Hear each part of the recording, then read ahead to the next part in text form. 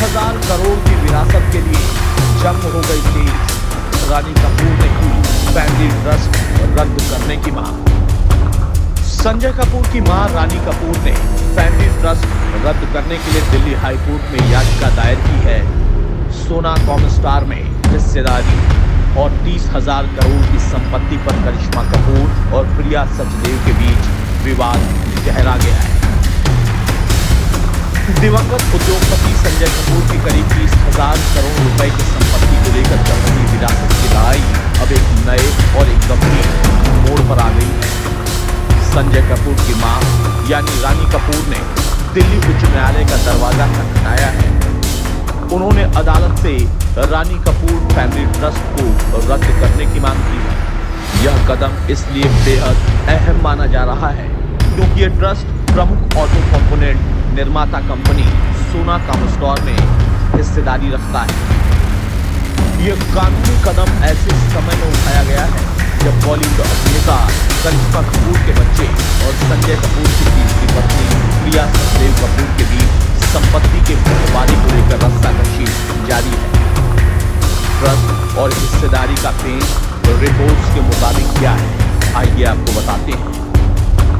रानी कपूर द्वारा दायर याचिका का मुख्य उद्देश्य उस ट्रस्ट को निरस्त करना है जो सोना कॉमस्टार में होल्डिंग रखता है। इस मामले में अब तक क्या क्या हुआ है।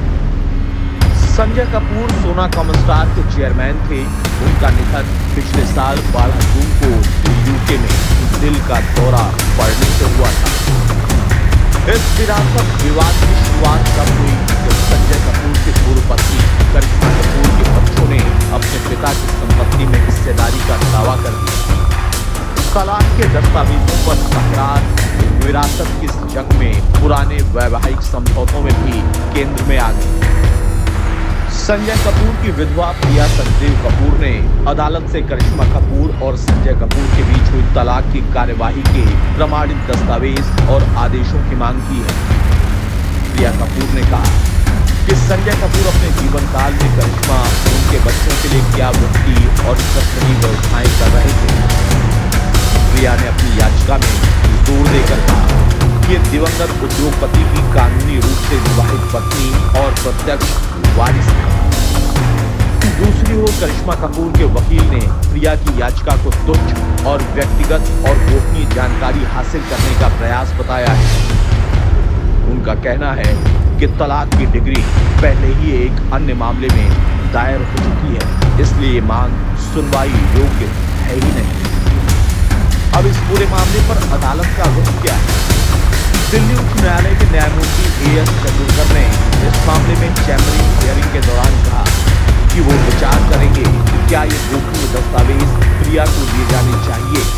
साथ ही अदालत ने करिश्मा कपूर को प्रिया की याचिका पर 2 सप्ताह के भीतर अपनी आपत्तियां दर्ज कराने का निर्देश भी दिया है। प्रिया के वरिष्ठ वकील मनिंदर सिंह ने दलील दी कि करिश्मा के बच्चों द्वारा उठाए गए मुद्दों का आकलन करने के लिए तलाक के समझौतों में स्पष्टता जरूरी है।